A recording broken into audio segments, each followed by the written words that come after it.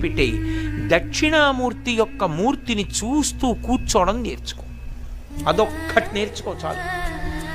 ఏమక్కర్లేదు. ఇంకా దక్షిణామూర్తిని పెట్టుకుని రోజు కాసేపు ఆయన్ని చూస్తే చాలు. మీకు నేను ఇంకా విచిత్రమైన విషయం చెప్పనా?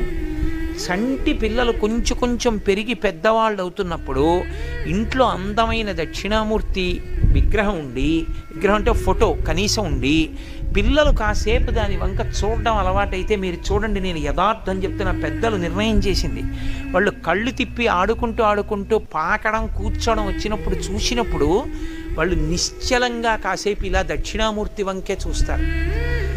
పిల్లలు చిన్నతనంలో దక్షిణామూర్తి వంక అలా ఎదురుగుండా కూర్చుని చూస్తే రెండు ఫలితాలు వస్తాయి. అపమృత్యు దోషం పోతుంది, సరస్వతి కటాక్షం కలుగుతుంది. అందుకే అసలు ఇంట దక్షిణామూర్తి ఫోటో లేని ఇల్లు ఉండరాదు.